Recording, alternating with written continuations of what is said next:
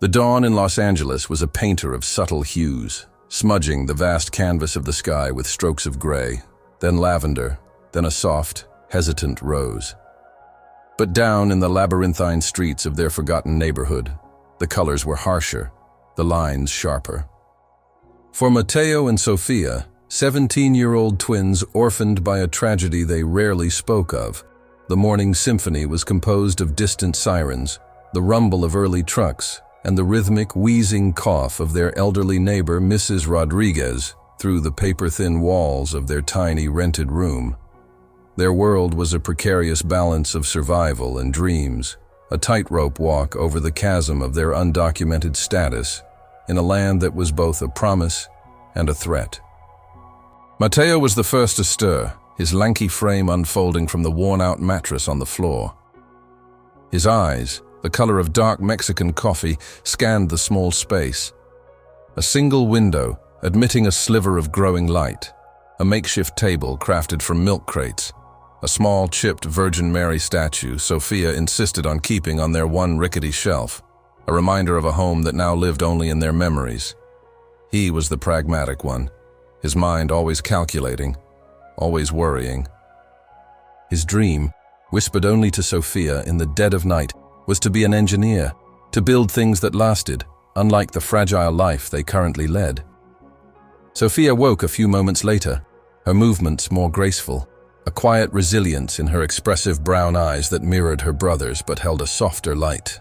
She'd brush her long dark hair, a ritual of normalcy in their chaotic existence, and then begin their meager breakfast preparations, usually a shared piece of sweet bread and a cup of watery instant coffee. Sofia dreamed of healing, of becoming a nurse.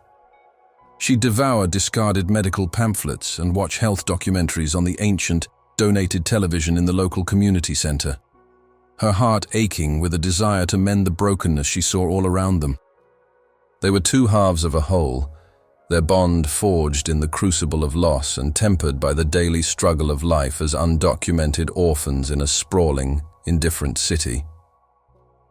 They had crossed the border years ago, children propelled by a desperate hope after their parents were lost in a mudslide that had wiped out their small village in Oaxaca. The journey was a blur of fear, hunger, and the kindness of a few strangers mixed with the cruelty of others. Now their existence was a patchwork of odd jobs. Mateo would haul boxes for local store owners or offer to clean yards, his strong back his only currency. Sofia would sometimes help Mrs. Rodriguez, or sell handmade trinkets she crafted from discarded beads and wires, her small earnings a precious addition to their survival fund. Their biggest fear was discovery, the looming shadow of deportation that could tear them apart and send them back to a place where nothing but ghosts awaited. This particular morning, the air was thick with the scent of exhaust fumes and the distant aroma of frying tortillas from a nearby food stall. They were headed to a busy intersection downtown, a place where desperation and opportunity sometimes met. Their plan was to sell cold water bottles to commuters stuck in the relentless LA traffic. It wasn't much, but it was something. Mateo carried the cooler, its strap digging into his shoulder, while Sofia clutched a small bag with their carefully counted change and a few extra bottles.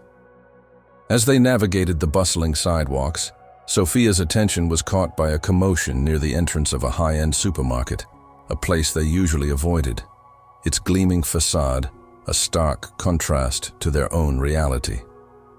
A young boy, no older than 7, with wide, frightened eyes, stood crying beside a sleek black sedan. His father, a man in an expensive-looking suit, was on his phone, his back to the child, his voice sharp and impatient as he barked orders into the receiver. The boy, Leo, had tripped and scraped his knee badly. Blood was welling up, and he looked utterly lost despite his father's proximity. Sofia, without a second thought, rushed forward. "Are you okay, little one?" she asked gently in Spanish, her voice soothing. Leo looked up, his tears momentarily stemmed by her kind face. Mateo, ever watchful, set down the cooler and stood by, ensuring no one saw them as a threat. The father, Mr. Eduardo Ramirez, a tech CEO renowned for his aggressive business tactics and a fortune built from scratch, finally ended his call, turning to see two street kids tending to his son. His initial reaction was one of annoyance and suspicion. These kids, with their worn clothes and anxious eyes, looked out of place, and his mind, conditioned by wealth and a certain detachment from the city's grittier realities, jumped to a defensive posture. Sophia, oblivious to his internal assessment, was already cleaning Leo's scrape with a precious antiseptic wipe she always carried, a habit from her nursing dreams. "It's not too deep," she reassured Leo, her touch gentle. "You're very brave."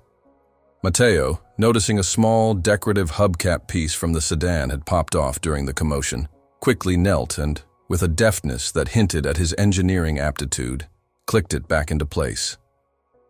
Mr. Ramirez watched, a flicker of something unreadable in his eyes. He was a man who understood transactions, value, and efficiency. This display of unsolicited kindness was unexpected. "Thank you," he said, his voice still clipped. He reached into his wallet and pulled out a $50 bill. "Here, for your trouble." Matteo and Sophia exchanged a quick glance. $50 was a fortune to them, more than they'd make in a week. But Sophia shook her head politely. "No, senor, it's okay. We were happy to help." Matteo nodded in agreement. "Just make sure he keeps it clean," Sophia added, giving Leo a small smile. Leo, who had calmed down considerably under Sophia's care, clutched his father's hand. "They were nice, Papa," he whispered. Mr. Ramirez looked at the twins again, a strange feeling stirring within him. He was Mexican-American himself, his own grandparents having arrived with nothing. He'd buried that part of his history under layers of success and assimilation. But for a fleeting moment, the twins' dignity, their refusal of the money despite their obvious poverty, pricked at something dormant. "At least take this for some water," he insisted, pressing a 20 into Matteo's hand, a compromise. This time, Matteo accepted with a quiet, "Gracias." And just like that, the encounter was over. Mr. Ramirez ushered Leo into the car, his mind already back on multi-million-dollar deals. Matteo and Sophia watched the expensive car disappear into traffic, the $20 bill feeling warm in Matteo's palm. It was more than they had hoped for from their water sales. They didn't know it then, but the seeds of an improbable connection had been sown on that busy LA sidewalk. Life for Matteo and Sophia continued its relentless rhythm. The $20 provided a brief respite, a few more substantial meals, but it was quickly absorbed by their never-ending needs. They returned to their water-selling spot, to their odd jobs, their dreams carefully tucked away like fragile treasures. The encounter with the rich man and his son faded into the background of their daily struggles, just another fleeting moment in a city of millions. However, for Leo Ramirez, the memory of the kind girl with the gentle hands and the quiet boy who fixed the car part remained vivid. He'd ask his father about them. "Papa, will we see the nice boy and girl again?" Mr. Ramirez, preoccupied, would offer vague, dismissive answers. But Leo's innocent persistence began to chip away at his father's carefully constructed indifference. The image of the twins refusing the $50, their quiet pride, replayed in his mind at odd moments. It was a stark contrast to the grasping, entitled behavior he often encountered in his own world. A few weeks later, a new wave of trouble crashed over Matteo and Sophia. Their landlord, Mr. Henderson, a portly man with a perpetually sour expression and a predatory glint in his eyes, had been making inquiries in the neighborhood. He was a man who profited from the vulnerability of others, and he'd heard whispers about the twins' undocumented status. One evening, he appeared at their door, his presence filling their small room with a palpable sense of dread. "I know your secret," he said, his voice a low growl, foregoing any pretense of politeness. "You two ain't legal. I could make one phone call, and you'd be gone by morning." Sophia visibly paled, and Matteo instinctively stepped in front of her. "What do you want?" Matteo asked, his voice tight, though his heart hammered against his ribs. Mr. Henderson smirked, enjoying their fear. "Let's just say, silence has a price. A special residency fee, we'll call it. $500. Every month, on top of the rent. Or I call ICE. Your choice. $500. It was an impossible sum. Their rent was already a struggle. Despair, cold and heavy, settled over them. They pleaded, they tried to reason, but Mr. Henderson was implacable. He gave them a week to produce the first payment. The days that followed were a blur of frantic work and gnawing anxiety. Mateo took on more strenuous jobs, his body aching at the end of each day. Sophia tried to sell more of her trinkets, her smiles to potential customers masking a growing terror. They ate less, slept less. The dream of a better life, of engineering and nursing, seemed to recede into an unattainable distance, replaced by the stark, immediate fear of deportation and separation. They had no one to turn to. Mrs. Rodriguez was kind, but she was as poor as they were. The community center offered some solace, but no solutions to a problem this big, this threatening. Meanwhile, Mr. Ramirez found himself increasingly troubled. Leo had developed a small infection in his scraped knee due to improper follow-up care from his busy nanny, and the doctor had remarked that the initial cleaning done by Sophia had likely prevented it from being much worse. It was another small nudge, another reminder of the twins. He found himself thinking about his own grandfather, who had often spoken of the dignity of honest work and the importance of kindness, values that seemed to have eroded in his own relentless pursuit of success. On a whim, he asked his head of security, a discreet and efficient man named Marcus, to try and find the two young people who had helped his son outside the supermarket a few weeks prior. He provided a vague description, the location, and the approximate date. It was a long shot, a needle in a haystack in a city like Los Angeles. Marcus was skeptical, but began the search, deploying his team to make quiet inquiries. The twins' week was almost up. They had managed to scrape together less than half of Mr. Henderson's extortionate demand. The shadow of his threat loomed larger with each passing hour. Sophia cried silently at night, and Mateo lay awake, staring at the ceiling, his mind racing, searching for an escape that didn't exist. He felt the crushing weight of responsibility, the desperate urge to protect his sister, and the bitter taste of helplessness. He even contemplated turning themselves in. Perhaps being deported together was better than being hunted and separated. But the thought of returning to the emptiness of their past was a torment in itself. One afternoon, as Mateo was hauling crates for a grocer, he overheard a conversation. Two men were talking about a construction site an hour's bus ride away that was hiring day laborers. No questions asked.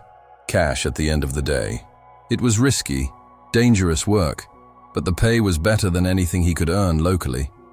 Desperation made the decision for him. He told Sophia he had a lead on some better-paying work and would be gone for a couple of days. He didn't tell her the details, not wanting to worry her further, but promised to be back with the money. Sophia, though anxious, clung to this sliver of hope. The construction site was as chaotic and perilous as he'd imagined. The work was grueling, lifting heavy loads of bricks and cement bags under the scorching sun, the air thick with dust. The foreman was a brute who yelled more than he spoke. But Mateo pushed himself, driven by the image of Sophia's frightened face, by the looming deadline. He worked until his muscles screamed and his hands were raw. At the end of the first day, he was paid a decent sum, enough to make him believe he might just make the $500. He found a corner in an unfinished building to sleep, the hard concrete a poor substitute for his mattress, but exhaustion claimed him quickly. Back in their room, Sophia prayed. She cleaned, she tried to read, but her mind was a whirlwind of fear. Mr. Henderson had walked past their door twice that day, a silent, menacing reminder. Each creak of the floorboards, each shout from the street, sent a jolt of terror through her. She missed Mateo's presence, his quiet strength that always made her feel a little safer. The next day at the construction site was even harder. There was an accident. A poorly secured scaffold collapsed, injuring one of the workers. There was chaos, shouting, but no sign of medical help. The injured man lay moaning, His leg twisted at an unnatural angle. The foreman seemed more concerned about delays than the man's well-being. Matteo, seeing the man's agony, felt a surge of Sophia's compassion. He knew a little about setting bones from an old first aid book they had found. He tore strips from his own shirt to make a crude bandage and tried to immobilize the man's leg as best he could, urging others to call for an ambulance, his Spanish clear and authoritative despite his youth. The foreman, annoyed by the interruption and Matteo's assertiveness, gruffly told him to get back to work or he wouldn't get paid. Matteo, torn but needing the money desperately, had to comply, his heart heavy with a sense of injustice. He worked through the day, his earlier hope dimming. The pay at the end of the second day was less than he expected. The foreman had docked everyone's wages because of the delay caused by the accident. Matteo's heart sank. He was still short. He wouldn't make it back in time. He felt a despair so profound it was like a physical weight. Meanwhile, Marcus's team had been methodically working through the city's vast network. They had checked security footage from shops near the supermarket, spoken to street vendors, and even discreetly inquired at local community centers. Finally, a breakthrough. A vendor remembered seeing two young people, a brother and sister, who often sold water at a nearby intersection. He described them well enough for Marcus to feel a jolt of certainty. He even knew they sometimes helped an old woman named Rodriguez in a specific apartment building known for housing many undocumented immigrants. Mr. Ramirez received the update. The apartment building was in a notoriously rough neighborhood. He felt a pang of unease. He thought of his own son, Leo, safe and privileged. The contrast was stark. He was about to dismiss it, to tell Marcus to just send some money anonymously. But then, Leo, who was playing nearby, showed him a drawing he had made, a picture of a smiling girl with long dark hair giving him a bandage and a boy with kind eyes fixing a car. "It's them, Papa," Leo said. "The nice ones." Something shifted in Eduardo Ramirez. It wasn't just curiosity anymore. It was a sense of responsibility, a feeling he hadn't acknowledged in years. He looked at his son's innocent drawing, then at the address Marcus had provided. "Get the car ready, Marcus," he said. "And Leo, you're coming with me." He wasn't sure why he was bringing his son. Perhaps a subconscious desire to show him another side of life, or perhaps because Leo was the catalyst for this entire improbable chain of events. It was the day Mr. Henderson's deadline expired. Matteo had returned late the previous night, exhausted, defeated, and with barely enough money to cover their regular rent, let alone the extortion fee. He hadn't been able to face Sophia with the full truth of his failure until morning. When he finally told her, Sophia didn't cry. She just looked at him, her eyes filled with a weary understanding that broke his heart more than tears would have. They sat in silence in their small room, the meager contents of their lives already packed into 2 worn bags. There was nowhere to go. Eviction wasn't just losing a room. It was being cast out onto the streets, exposed, vulnerable, with the threat of ice hanging over them like a guillotine.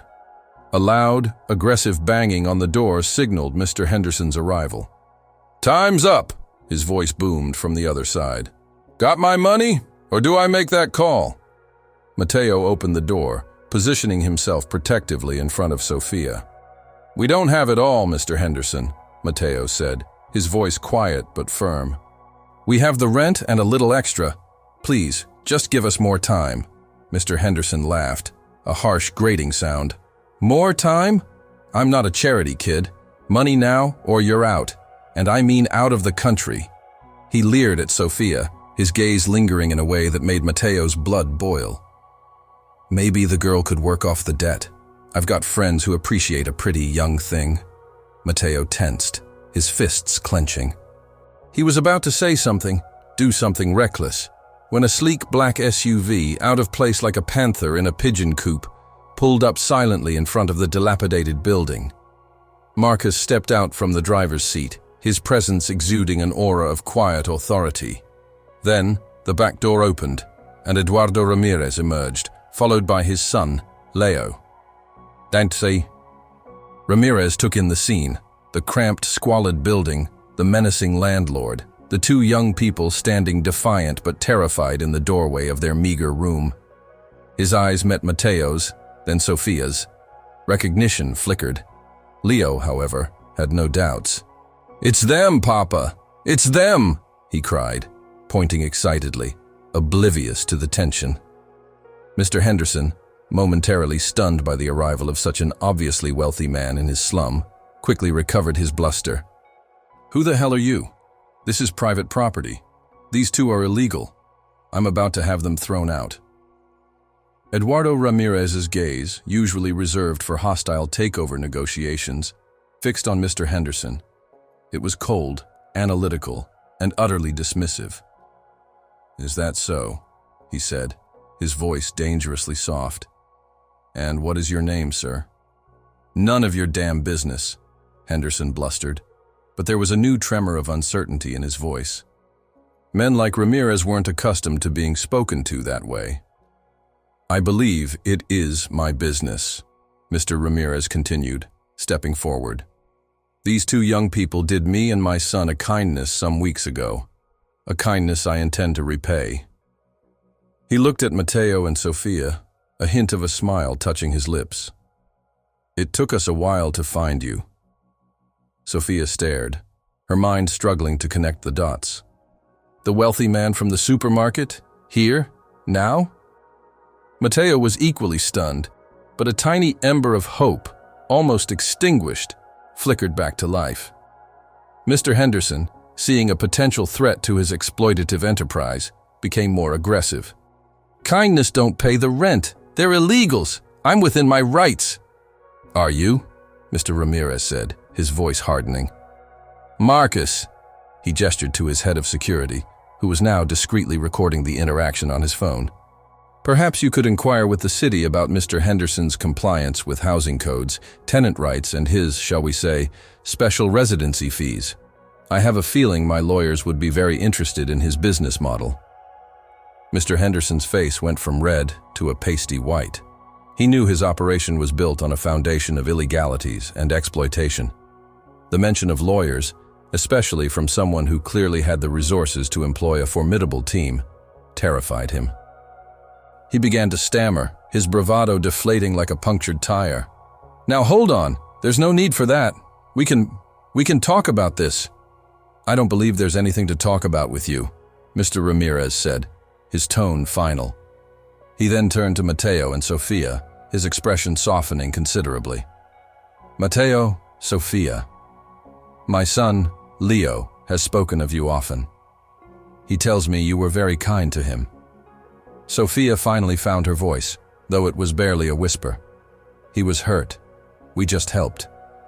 "You did more than that," Mr. Ramirez said. "You showed integrity, something that seems to be in short supply around here." His gaze flicked meaningfully towards the now cowering Mr. Henderson. "Pack your things. You won't be staying here another night. You're coming with me." Matteo and Sophia looked at each other, disbelief warring with a dawning, incredible relief. Could this be real? Was this nightmare finally ending? Leo ran forward and hugged Sophia's legs. "I told Papa you were good." The transition was like stepping from a desolate black and white landscape into a world saturated with color and possibility. Mr. Ramirez arranged for Matteo and Sophia to stay in a comfortable guest house on his sprawling estate while he figured out a more permanent solution. The opulence was overwhelming at first, the soft beds, the abundance of food, the quiet serenity of the gardens, a stark contrast to the noisy, cramped squalor they had known for so long. But more than the material comfort, it was the feeling of safety, of being seen and valued, that began to heal the rawness of their recent experiences. Mr. Ramirez was true to his word. He assigned a team of top immigration lawyers to their case. It was a complex process, given their undocumented status and lack of official papers, but with his resources and influence, doors that had been firmly shut began to creak open. He learned about their interrupted education, their lost dreams. He saw Matteo's intelligent eyes light up when he spoke of mechanics and engineering, and Sophia's quiet passion when she described her desire to care for the sick. He didn't just offer them charity, He offered them opportunity. He arranged for Matteo to take an aptitude test at his tech company. The engineers were astonished by Matteo's innate understanding of complex systems, his ability to troubleshoot and innovate with minimal formal training. Mr. Ramirez set up a special scholarship, funding Matteo's enrollment in a prestigious engineering program, combined with a paid internship at his company. For Sofia, he found a similar path, a full scholarship for a nursing program at a leading university, and he made a significant donation to the university's community clinic, where Sofia could volunteer and gain experience. The legal battle for their status was arduous. There were interviews, paperwork, and moments of anxiety when old fears resurfaced. But Mr. Ramirez's legal team was relentless, and the story of their past kindness to his son, coupled with their own compelling personal histories and clear potential, swayed the authorities. Eventually, they were granted legal residency, a path to citizenship opening up before them. The crushing weight of fear they had carried for so long finally lifted. Mr. Henderson, meanwhile, faced the full force of Mr. Ramirez's legal team and the city's investigators. His numerous violations of housing codes, his exploitation of vulnerable tenants, and his tax evasion came to light. He lost his properties, faced hefty fines, and was embroiled in multiple lawsuits. His reign of intimidation was over. The other tenants in the building, inspired by the twins' unexpected salvation and with legal aid provided by a foundation Mr. Ramirez quickly established, also began to fight for their rights, bringing a small measure of justice to their beleaguered community. Eduardo Ramirez found himself changing too. The encounter with Matteo and Sofia, and witnessing their quiet dignity in the face of such adversity, had reawakened a part of him he thought long dead. He reconnected with his own heritage, remembering the struggles of his own family. He established the Nueva Esperanza Foundation, dedicated to providing educational scholarships and legal aid to gifted immigrant youth who found themselves in situations similar to Matteo and Sofia's. Leo, too, was profoundly impacted, his innocent act of remembering the nice boy and girl having set in motion a cascade of positive change. He often visited Matteo and Sofia, forming a genuine bond with them. Years passed. Matteo excelled in his engineering studies, his innovative designs already attracting attention. He never lost his humility, often mentoring younger students from disadvantaged backgrounds. Sofia became a dedicated and compassionate nurse, her gentle touch and understanding heart making her a favorite among patients at the community clinic where she chose to work after graduation, serving the very people she had grown up amongst. They never forgot where they came from. They often visited their old neighborhood, not with pity, but with a desire to give back. Through the Nueva Esperanza Foundation, they helped establish a better-funded community center, offering after-school programs, language classes, and legal workshops. Mrs. Rodriguez, their old neighbor, was moved into a comfortable, safe apartment, her medical needs taken care of. One sunny afternoon, Matteo and Sofia stood on the observation deck of the Griffith Observatory, looking out over the sprawling expanse of Los Angeles. The city that had once seemed so indifferent and hostile now lay before them, a landscape of opportunity they were now a part of. They weren't just surviving anymore. They were thriving. "Do you ever think about that day?" Sofia asked softly, her gaze distant. "The day we met Leo and Mr. Ramirez?" Matteo nodded, a gentle smile on his face. "All the time. It's funny, isn't it? We just wanted to help a little boy with a scraped knee. And in helping him," Sofia mused, "we found our miracle." Their miracle hadn't been a stroke of blind luck. It had been born from their inherent goodness, their unwavering integrity in the face of hardship, and their quiet refusal to let the bitterness of their circumstances extinguish the kindness in their hearts. Their lives were a testament to the idea that even the smallest act of compassion could ripple outwards, changing not just their own destiny, but the lives of many others, and sometimes even awakening the dormant conscience of a world that had forgotten to care.